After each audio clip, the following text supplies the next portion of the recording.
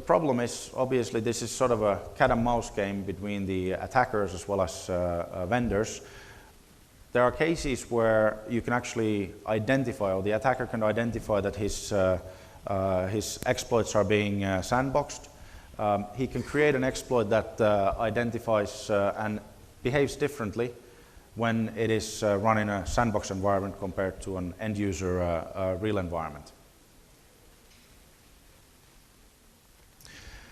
The third part, which is the mitigation, this is more of a soft set of skills and services. So we're talking about log analysis, looking at real-time activity, as well as the main points, which are the threat intelligence and threat prevention updates. So these are again the parts that you receive on your environment from outside of possibly the own network. These could be provided by third-party companies. Now, when we talk about Fortinet and we talk about the threat protection framework, what we try to do is we try to have all these three parts integrated together, not just independent bits and blocks, but rather systems that talk to each other. They communicate with different parts. And the way we put this into production, obviously you'll have your in-network defenses. These are your firewalls, your authentication systems, your sandboxes, your antivirus capable devices. And what happens is that you'll have an off-the-net threat research and discovery done. This is done by Fortinet. And what we do is we receive feedback from the devices that are on the field. We receive feedback from sandboxes that we've deployed as a honeypots in different locations. And the result of this is a continuous updates. So these updates are the newly discovered threats, what we create signatures for, and then update the actual in-network defenses. Now, when we're protecting today's networks, threats are evolving together with the networks. It's not just that networks are growing, but also the potential to make more money by breaching the networks, that's growing as well. And wherever there's value, you're going to see also the cyber criminals going after for it. And the way it works is that you could compare this to maybe a football game. So if you have two teams playing each other, the attacker usually has an advantage. The attacker on a football game knows what he's going to do. He's going to either pass the ball or he's going to try to make a goal himself. The defender on the other side, he can only anticipate. He can guess what the attacker is about to do. But the beauty here is that if you're setting up your defenses well and you study the attacker well, you can actually prepare and anticipate what type of moves he would be making. Now, it could be, for example, your own threat research that you're doing to discover the new 0 days before the actual attacker does, or it could be setting up multiple layers of defenses on the environment.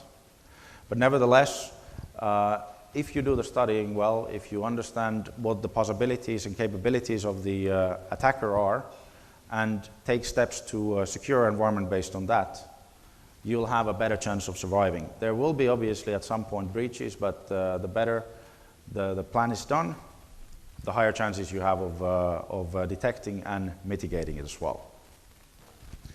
So thank you very much, and if you have any questions, we'll be on the Fortinet booth today. I'll be able to help you with any points you might have. Thank you.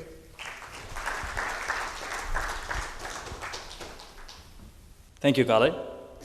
The next presentation is titled, Are You as Fast as They Are?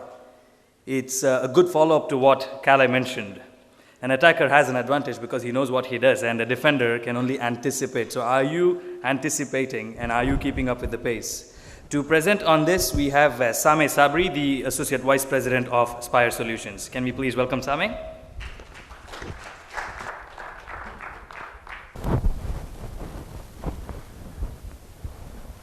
Good morning. See, there's so many light here. Well, I don't have something completely new to discuss today. And Basically, it's a day-to-day kind of a problem, but for some reason and for a very long time, no one has been doing anything about it. Every day we see so many incidents happening and so many threats, so many tools. I believe all of us might have 10, 20, 30, 40, 50, maybe 100 tools. And these keep on increasing and increasing. However, the number of staff remains the same. I don't think any of us, how many of us think that we do have a lot of staff in the security operations center or the security team that are not doing anything? Can anyone? Or usually we have the other problem, the other side. You have so many tools and so many threats, so many incidents, but the number of people remains the same. We go into a customer and we see 200 people in the IT team. However, there's only 4 guys in the security team, of which 2 are mainly working and the rest on vacation. So those 2 guys are actually having a hard time. I do have 2 eyes and I believe I have 2 big arms. However, I cannot see 20,000 alerts an hour. So this is why we do have a problem, and it's no secret.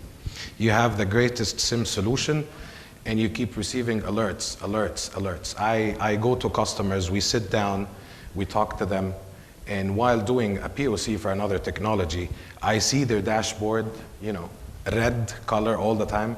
And when you tell them, Habibi, it's red.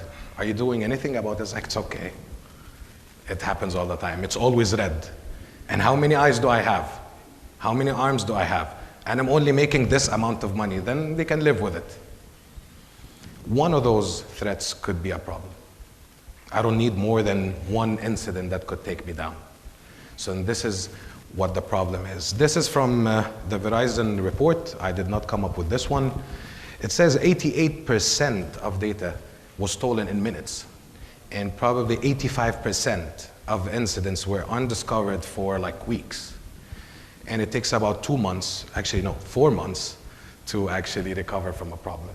So these are numbers and statistics that we all know about. So again, everything is very slow. Why?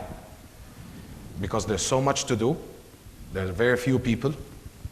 Everything is very slow. There's no integration between all the technologies. IBM would speak to IBM, HP would speak to HP, and it makes sense. Some R&Ds here and there. However, we don't have a single common factor between all of those good guys. The main problem is we only have 1 or 2 guys in the SOC team, so we don't have enough staff, and there's always a big window to close, and we're never able to do this. What we try to do, and what we think we deliver today, is basically one single interface, one single guy that could actually speak 20 and 30 languages. You don't need 5 or 10 different guys speaking so many different languages, and then you have 2 or 3 having some in common languages. No, you have one single guy that could actually help you unify all your defenses. We don't come in to take your SIM out or your antivirus, anti-malware. We like Fortinet, for example. So if you have Fortinet, if you have HP, if you have Cisco, if you have anyone, we don't care. We come in, we integrate with all your technologies, we give you one single dashboard, we orchestrate your responses, and we help you act in confidence because you can see everything from one place. We glue all of these things. So instead of having the people working in an environment and your data is in somewhere else, and you have a very good, well written by an auditing company of, a book of processes, and then you have a technology on a separate side. No, actually we sit in place, we sit in the middle, we speak with those guys, and we give you one single platform that could help you actually build a complete orchestration model. And from a single interface, you could actually have full coverage, full incident response, and you could actually respond to attacks, actions, and use whatever you have. So we come in to complement what you have and not actually to take something out. We come in to actually simplify. We build a book together, we call it Playbook. We do the cyber playbook, and we walk you through the process you have. We try to add, enhance whatever you've built, and actually, make this as more of a business as usual and automate it. So instead of wasting a lot of time, in a traditional scenario, you have your technology analyst sitting in, and there's an incident, and then he checks the appliances, the network detection, intrusion prevention, all the network infrastructures. He goes here and there and keeps copying and pasting, updating tickets, the manual work, and there's a lot of time wasted in this process. No, we actually automate all of this, and we save you a lot of time. We build this through what we call courses of action. As you can see, it's a very simple diagram, similar to Microsoft Visio, if any of you have used Visio before. It's basically drag and drop. You collect pieces, you drop here some technologies, you connect them with some if and else conditions, and you actually have a complete business flow that you could run smoothly. And you could do this with semi-automation, and by that I mean eliminating some manual actions and only giving the analyst a chance to take a decision, or when it becomes a business as usual, it could be fully automated at any time. These are some of the technologies that we actually integrate with today. However, as you can see, my favorite technology that we integrate with is Mr. Coffee. And not only because I do love coffee, but it's basically if I could integrate with a dummy coffee machine, then I could definitely integrate with a smarter one. Not smarter coffee machine, but I mean smarter device. So basically, we're very open. If you need our help and you have a technology that it's not listed here, then it's no problem. You give us a couple of weeks and you would have a plugin designed for this. Why? Because we're a very open platform, technology agnostic, and we integrate and deal with everyone. So this is one example, just to give you an idea on what we do. This is from a real customer.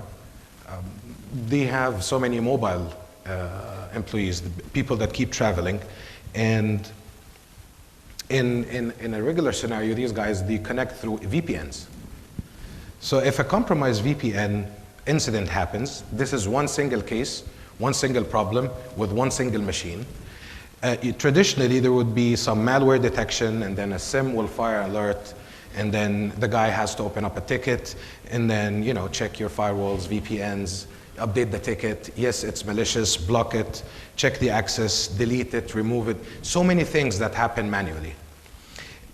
In a very, I believe, utopian scenario that doesn't happen in real life, this process takes about 45 minutes. Usually, in where I come from, just to take the approval of disconnecting someone from a network would take about 2 days, because this machine belongs to this guy or this girl, and no one could take this decision of blocking this IP. So what happened here is 45 minutes where actually everyone is sitting in there and dying to receive a call to block someone or to do an incident response or to receive the ticket, and he's free. This gentleman or this young lady is free and received the alert. Remember when we said that you get about 20,000, 30,000 alerts? No, actually that alert, that specific VPN, someone was waiting for that. Someone was waiting over the phone, reading the emails and updating the tickets, and it took about 45 minutes. So this is 45 minutes per VPN account. How many VPN accounts do you have?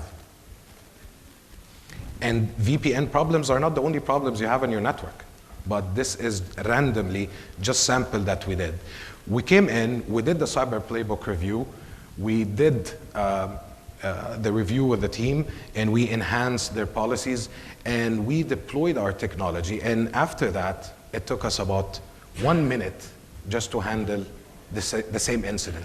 So again, 45 minutes in a best case scenario where everyone is ready to do it, which is not a real case scenario, it's more of a dream kind of a scenario. And we were able to drop that to 1 minute. This is just to give you a rough understanding. If you have one incident, and that incident happened 10 times, one incident, I mean VPN problem, and that happened 10 times a week, that's about 390 hours a year. With our technology, if you orchestrate it or you give it some semi-automation technique, you drop this number from 390 hours to 190 hours.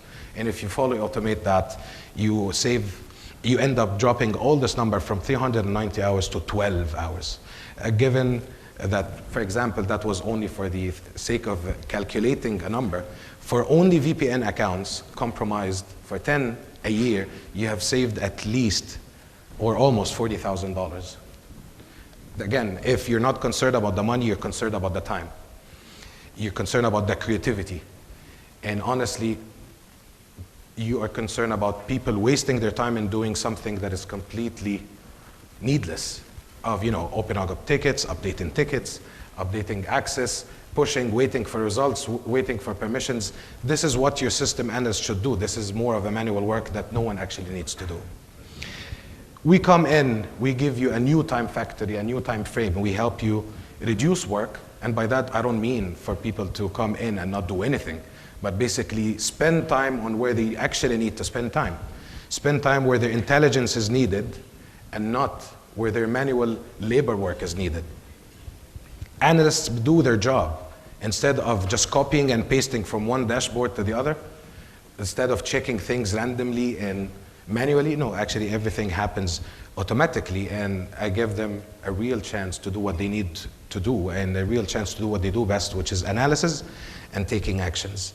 And then you reduce the automated time, you automate the response time of incident response time. We try to be on the right side here. Usually what happens is, in a very traditional scenario, in an orthodox scenario, people would spend a lot of time in high frequency threats, but they have very low impact. If you have any of those, and I mean no offense to any of our good technology vendors, but if you have any of those sandboxing technologies, you might, or SIM solutions, you might receive thousands of alerts for false positives, because any encrypted file is alert, any password protected file is an alert, any zipped file is an alert. However, none of them could, well, it doesn't have to be bad, right? So you're wasting a lot of time in verifying things that actually have a very low impact, where you should actually be on the other side of this curve. You should be actually spending time on the high impact, low frequency threats.